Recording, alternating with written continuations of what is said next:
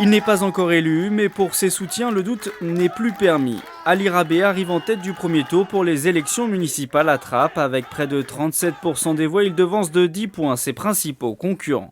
Je veux saluer aussi mes concurrents qui sont arrivés deuxième et troisième. Othman Nasrou qui incarne la droite trappiste, qui a rassemblé les suffrages de la famille politique qui est la sienne à 27%, et Guy Malandin, maire sortant, qui est arrivé en troisième position, que je salue pour le travail qu'il a pu réaliser pendant maintenant plus de 20 ans, mais que j'invite à prendre ses responsabilités dans un cadre classique qui est celui du rassemblement deuxième tour de la gauche républicaine.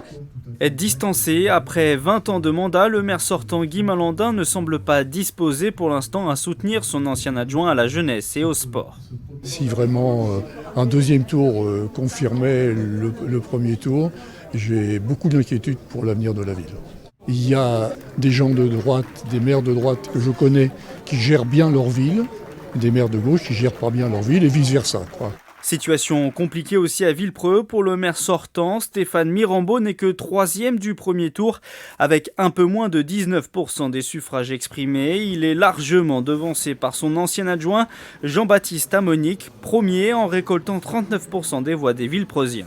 Depuis les dernières semaines de campagne, on sentait une vraie dynamique sur le terrain, une dynamique qui s'amplifiait de jour en jour. Nous, on va continuer, droit dans nos bottes en tout cas, on va continuer à dérouler le projet qu'on a présenté au premier tour. On maintient le cap, on maintient la ligne et puis on sera dans une logique évidemment de rassemblement. Quand on termine numéro 3, alors qu'on est le maire depuis 12 ans, qu'on a un bilan qui est quand même plutôt pas mal, on est quand même extrêmement déçu de terminer 3. À ce stade, je peux vous assurer que je serai encore présent avec les membres de ma liste et j'irai déposer tout cela à la préfecture demain. Je ne baisse pas les bras et en tout cas je me battrai jusqu'au bout bien évidemment. Pas de maire sortant au Clé-sous-Bois, mais plusieurs anciens élus de la majorité en ballottage pour le second tour. Anne-Claire Frémont se place troisième avec 24% des voix. Nicolas Hu, candidat de la gauche et membre de l'opposition municipale, récolte lui 26%. C'est Philippe Guiguen, l'actuel adjoint aux finances, qui se place en tête avec 31,7% de votants pour sa liste.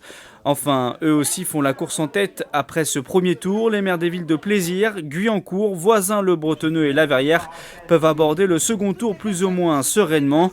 Si second tour il y a.